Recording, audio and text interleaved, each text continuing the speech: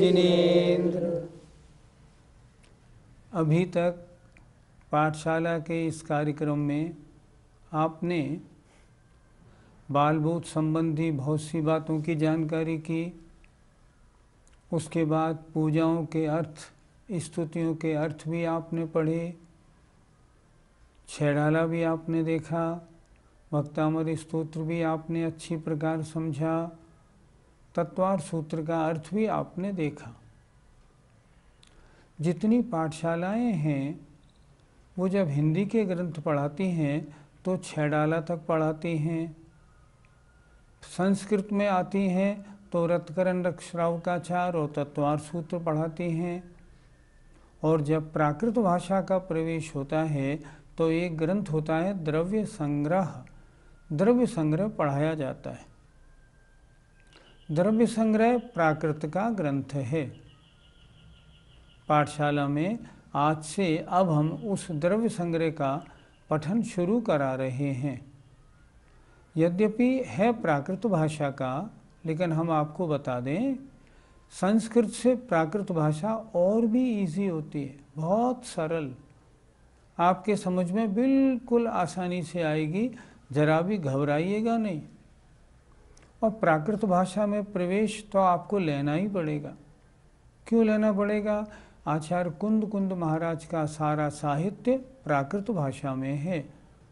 इससे अगर आपने प्रवेश कर लिया तो फिर समय सार आदि जो भी आचार्य कुंद महाराज के ग्रंथ हैं उनमें आप प्रवेश बड़े आराम से कर जाएंगे। इसलिए आज से द्रव्य संग्रह ग्रंथ का हम प्रारंभ करते हैं। पहले मैं आपको इस ग्रंथ का थोड़ा इतिहास बता दूं। इस ग्रंथ का नाम वास्तव में है वृहद द्रव्य संग्रह। इसके रचयिता हैं श्री नेमिचंद्र सिद्धांति देव। यद्यपि बहुत से लोग ये कहते हैं कि ये ग्रंथ आचार्य नेमचंद सिद्धांत चक्रवर्ती का लिखा हुआ है, पर वैसा है नहीं। जब इसकी टीका जो ब्रह्मदेव सूरी ने लिखी वो सामने आई तो ये बात बिल्कुल स्पष्ट हो गई कि इसके रचयिता आचार्य नेमचंद्र सिद्धांत चक्रवर्ती नहीं बल्कि श्री नेमचंद्र सिद्धांति देव हैं। ये कब हुए? इनका समय है लगभग 12वीं-13वीं शताब्दी। उन्होंने क्या किया? उन्होंने पहले, जैसा इसका नाम है ना, द्रव्य संग्रह, द्रव्य माने 6 द्रव्यों का जिसमें संग्रह हो, कलेक्शन हो, उसे कहते हैं द्रव्य संग्रह। तो द्रव्य संग्रह ग्रंथ जब उन्होंने लिखा नेमचंद सिद्धांति देव महाराज ने, तब उन्होंने पहले बनाया एक 26 गाथा का लघु द्रव्य संग्रह। जिनके लिए बनाया था उन श्रेष्ठी महोदय ने उसको बहुत पसंद किया। उन्होंने अपने गुरुदेव से प्रार्थना की, भगवान थोड़ा इसको और विस्तार में लाएं। तो फिर उन्होंने दूसरा एक ग्रंथ बनाया, उसका नाम हुआ बृहद द्रव्य संग्रह। अब दोनों लघु द्रव्य संग्रह और बृहद द्रव्य संग्रह 2 हो गए, लेकिन प्रचलन में अब जो द्रव्य संग्रह है वो बृहद द्रव्य संग्रह है, और वो अब बृहद नाम हटके द्रव्य संग्रह इस नाम से जाना जाता है। इसकी रचना कहाँ हुई? इसकी रचना हुई कोटा के पास केशोराय पाटन में। श्री नेमचंद सिद्धांति देव ने द्रव्य संग्रह को केशोराय पाटन, आप लोगों को ध्यान होगा, बड़ी प्राचीन मूर्ति है जहाँ भगवान मुनसुब्रतनाथ स्वामी की, वहाँ इसकी रचना हुई। इसमें क्या है? इसमें 58 प्राकृत की गाथाएं हैं। संस्कृत में श्लोक कहलाते हैं, हिंदी में दोहे कहलाते हैं, प्राकृत में गाथा कहलाती हैं। गाथाएं प्राकृत भाषा की होती हैं। इसमें कुल 58 गाथाएं हैं। उनमें से 27 गाथाओं में 6 द्रव्य का वर्णन है। उसके बाद 11 गाथाओं में 9 पदार्थों का वर्णन है, और शेष 20 गाथाओं में मोक्ष मार्ग और पंच परमेष्टि और ध्यान का वर्णन है। बहुत सरल है, आप ज़रा भी परेशान मत होइए। जिनके पास द्रव्य संग्रह किताब ना हो वो इस फ़ोन नंबर पे अपना SMS कर दें, हम उनके पते पे द्रव्य संग्रह फ्री भिजवाएंगे। आप में से बहुत से सैकड़ों लोगों ने हमें SMS किया और हमने उनको द्रव्य संग्रह ग्रंथ भिजवाया। आपके पास भी अगर ना हो तो आप आज ही SMS कर दें। आप फ़ोन नंबर लिख लें 0931 4030 108। आपको कुछ नहीं करना, बस SMS में अपना एड्रेस दे दीजिए, हम आपको द्रव्य संग्रह ग्रंथ भिजवाएंगे, निःशुल्क भिजवाएंगे। आप ज़रूर मंगा लें। जब तक ये ग्रंथ आपके सामने नहीं होगा ना, आपको पढ़ने में अच्छा नहीं लगेगा। प्राकृत है, नई भाषा है, ग्रंथ सामने हो तो समझ में अच्छा आता है। आप में से जिन्होंने मंगा लिया या जिनके पास घर में ऑलरेडी है, वे अपना अपना निकाल के सामने रखें और उसके हिसाब से एक एक गाथा को समझें। आइए गाथा का उच्चारण अब हम प्रारंभ करते हैं। जीवमजीवं दवं जिणवरवसहेण जेणनिदेठं देविन्दविन्दवन्दं वन्दे तं सर्वदा शिरसा। आइए अब इस गाथा के एक एक शब्द के अर्थ पर ध्यान देते। जीव मजीवम दव्वम, हमने इसका संधि विच्छेद किया। जीवम अजीवम दव्वम, जीव और अजीव द्रव्यों को। जिणवर वसहीण, तीर्थंकर प्रभु ने। जेण माने जिन, निदिठम माने कहा है। अर्थ कैसे लगाएंगे? जेण जिन, जिणवर वसहीण तीर्थंकर प्रभु ने जीव और अजीव द्रव्यों को कहा है। कैसे हैं वो तीर्थंकर भगवान? देविंद विंद वंदम, अर्थात देवेंद्रों के समूह से वंदित हैं, पूजित हैं, नमस्कृत हैं। ऐसे उन तीर्थंकर भगवान को, तम माने उनको, सर्वदा माने सदा, हमेशा, सिरसा सिर झुकाकर, मस्तक झुकाकर, वंदे वंदना करता हूँ। बिल्कुल घबराइएगा नहीं, प्राकृत है लेकिन बिल्कुल हिंदी जैसी है। फिर एक बार देखें। जेण माने जिन, जिणवर वसहीण तीर्थंकर प्रभु ने जीव और अजीव द्रव्यों को निदिठम कहा है। और कैसे हैं तीर्थंकर प्रभु? देवेंद्रों के समूह से जो वंदित हैं। तम माने उन तीर्थंकर भगवान को, सर्वदा माने सदा, हमेशा, सिर झुकाकर वंदे वंदना करता हूँ। ये ग्रंथ का मंगलाचरण है। मंगलाचरण में सबसे पहले प्रभु वंदना होती है। तो यहाँ नेमिचंद्र सिद्धांति देव महाराज ने ग्रंथ लिखने से पूर्व उन तीर्थंकर भगवान को नमस्कार किया है जिन्होंने जीव और अजीव द्रव्यों को कहा है, जो देवेंद्रों के समूह से वंदित हैं। ऐसे उन तीर्थंकर भगवान को मैं सिर झुकाकर, मस्तक झुकाकर सदा वंदना करता हूँ। पंडित जी, द्रव्य तो 6 कहे हैं, लेकिन इनमें से जीव और अजीव का ही क्यों कहा? द्रव्य तो 6 हैं, लेकिन एक जीव है और 5 द्रव्य अजीव हैं। तो 6 द्रव्य कहो या जीव और अजीव द्रव्य कहो, बात तो एक ही हो गई। जीव में जीव द्रव्य आ गया और अजीव द्रव्य में शेष 5 द्रव्य आ गए। इस तरह 6 द्रव्यों का वर्णन हो गया। पंडित जी, द्रव्य किसे कहते हैं? तत्वार सूत्र का एक सूत्र है गुण पर्याय व द्रव्यम, जिसमें गुण और पर्याय पाई जाएं। गुण और पर्याय जो वाला होता है उसे द्रव्य कहते हैं। गुण माने क्वालिटीज़, पर्याय माने फॉर्म। जिसमें गुण होते हैं और जिसकी एक पर्याय होती है उन्हें कहते हैं द्रव्य। पंडित जी, मंगलाचरण क्यों किया जाता है? जितने भी ग्रंथ आपने पढ़े, तत्वार सूत्र पढ़ा तो मोक्ष मार्गस्य नेतारम पढ़ा, वो मंगलाचरण। 6 डाला पढ़ा, 3 भुवन में सार, ये मंगलाचरण।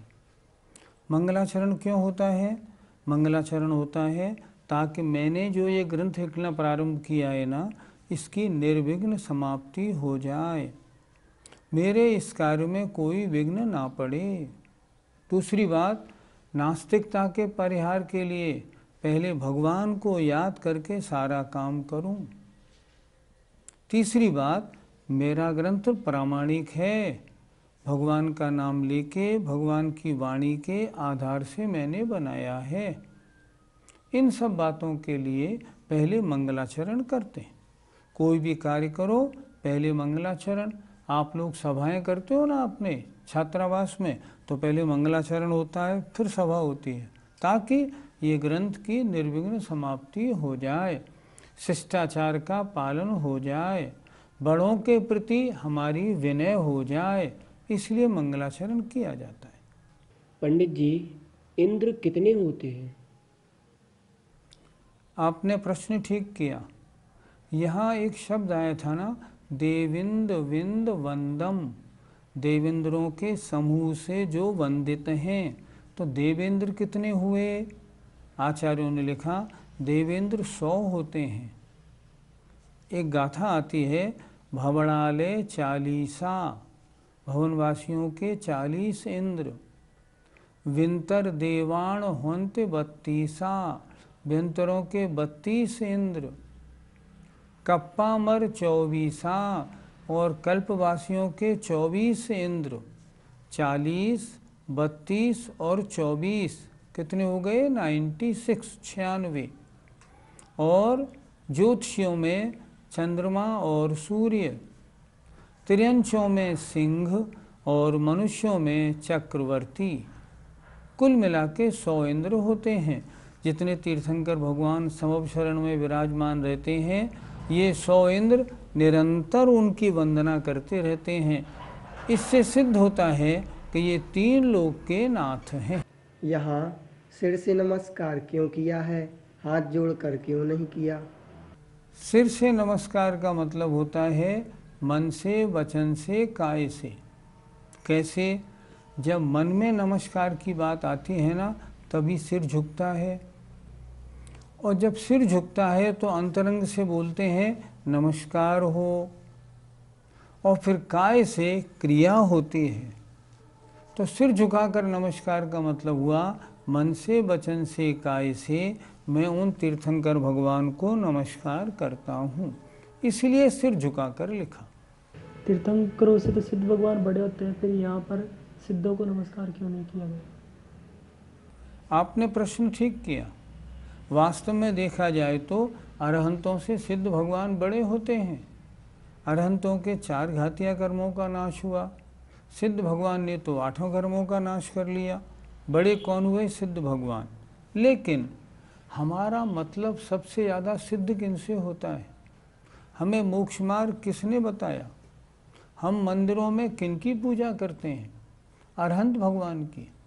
हमारा सबसे ज़्यादा मतलब अरहंतों से सिद्ध होता है। इसलिए हमने पहले णमोकार मंत्र में भी णमो अरिहंताणम फिर णमो सिद्धाणम लिया। पहले अरहंतों को नमस्कार, फिर सिद्धों को नमस्कार। इसीलिए यहाँ भी पहले अरहंतों को नमस्कार किया है, फिर सिद्धों को नमस्कार किया है। इस तरह ये पहली गाथा पूरी हुई। आपको कड़ी तो नहीं लगी ना? बिल्कुल सरल, बिल्कुल घबराइए मत, ये प्राकृत है, लेकिन प्राकृत हिंदी जैसी है। अर्थ क्या बना?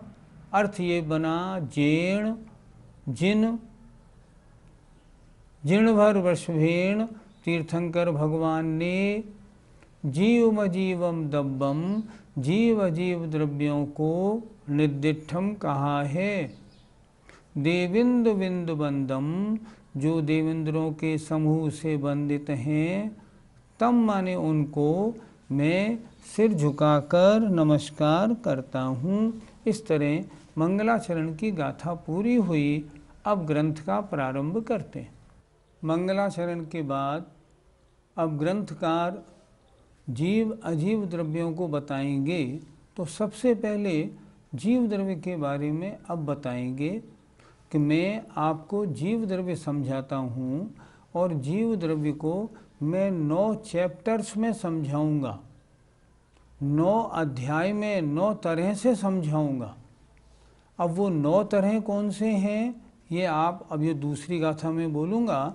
इसमें सिर्फ 9 चैप्टर्स 9 तरीके उन्होंने बताए हैं कि मैं 9 अध्याय में 9 तरह से जीव को समझाता हूँ।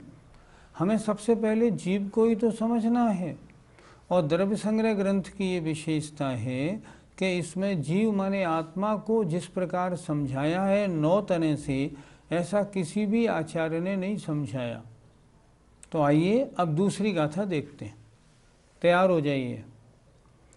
जीवो भोगमओ जीवो भोगमओ अमुत्तिकता सदेह परिमाणो अमुत्तिकर्ता सदेह परिमाणो भूता संसारत्थो भूता संसारत्थो सिद्धोसो विश्वसो ढगई। सिद्धोषो विश्वसो ढगई। आइए एक एक शब्द का अर्थ देखते हैं। जीव द्रव्य को समझते हैं। जीव द्रव्य को 9 तरह से समझना है। जीव द्रव्य कैसा है? जीवो, जो जीता है, अर्थात जीता था, जीता है, जीवेगा, जो कभी मरता नहीं, ऐसा जीवो। उब ओग मओ, जो उपयोगमयी है, अर्थात जानने देखने वाला है। तीसरा अमूर्ति, अमूर्तिक है, हमारी आँखों से देखने में नहीं आता। कत्ता, जो करने वाला है, कत्ता माने करता है। सदेह परिमाणु, अपने शरीर के बराबर है। जीव आत्मा कितना बड़ा है? शरीर के बराबर। भोक्ता, भोगने वाला है। किनका भोगने वाला है ये स्वयं ग्रंथकार आगे बताएंगे। ये जो विशेषताएं जिन जिन बातों को ग्रंथकार को बताना है, आगे ग्रंथकार ने हर एक के ऊपर एक एक 2-2 गाथाएं लिखी हैं ताकि हर विषय समझ में आ जाए। भोक्ता, वो भोगने वाला है। भोगने वाला कौन होता है? जीव।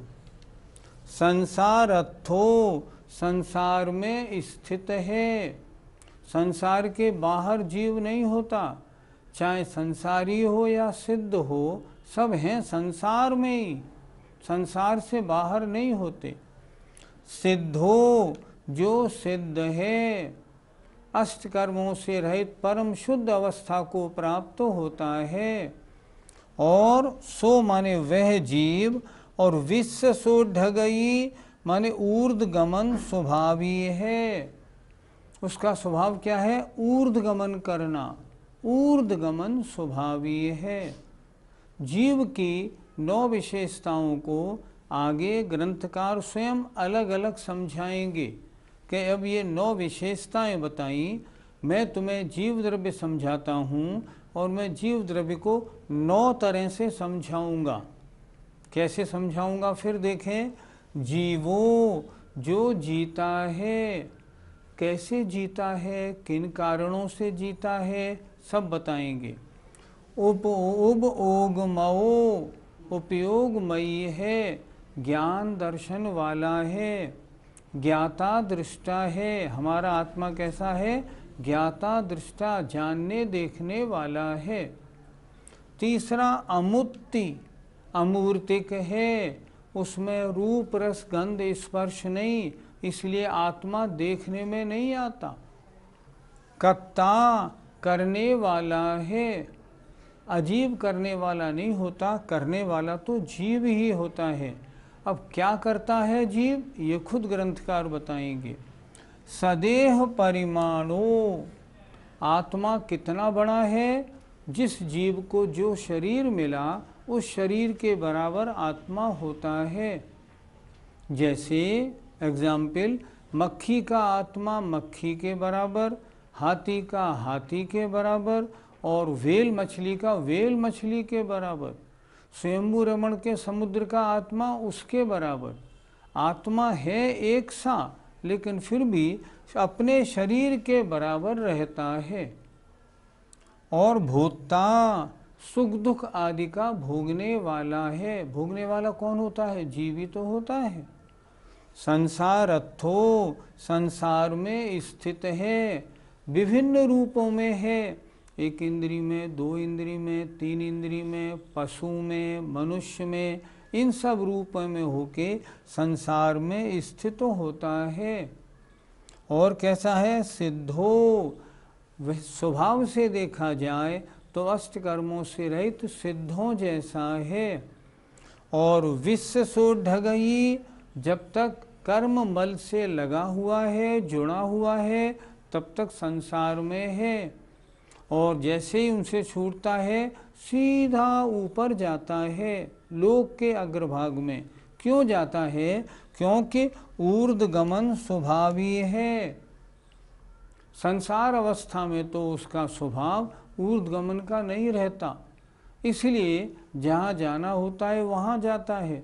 लेकिन जैसे ही अष्टकर्मों से रहित होता है सीधा ऊर्ध्वगमन करता है, क्योंकि ऊर्ध्वगमन स्वभावी है।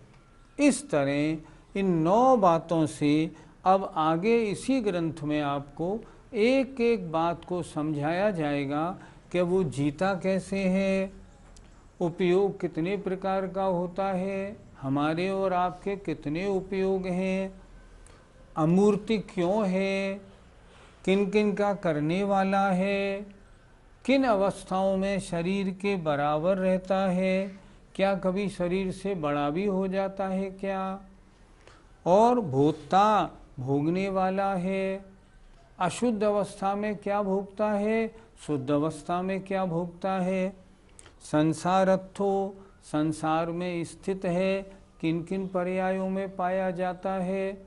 आत्मा कभी निगोदिया में रहता है, कभी स्वर्ग में रहता है, कभी 4 इंद्री बनता है, इस तरह। और सिद्धो, सिद्ध भगवान सिद्ध अवस्था में प्राप्त होता है तो कैसा होता है, और स्वभाव से ऊर्ध्वगमन करने वाला होता है। द्रव्य संग्रह ग्रंथ की ये विशेषता है कि इसी ग्रंथ में इतने 9 प्रकारों से जीव को समझाने की कोशिश की गई है। हमें समझना क्या है? हमें सिर्फ जीव द्रव्य को ही तो समझना है। मैं क्या हूँ? मैं जीव हूँ, आत्मा हूँ। आत्मा हूँ तो कैसा हूँ? इन 9 विशेषता वाला हूँ। ये इस ग्रंथ की विशेषता है। अब एक एक विशेषता को हम समझेंगे। हमें इस मनुष्य पर्याय में करना क्या है? जीव द्रव्य को समझना है। तो जीव द्रव्य को इन 9 अधिकारों में अब समझेंगे। अब शेष आज का समय पूरा हो गया। अब तब तक कल तक के लिए क्षमा। जय जिनेन्द्र, जय जिनेन्द्र।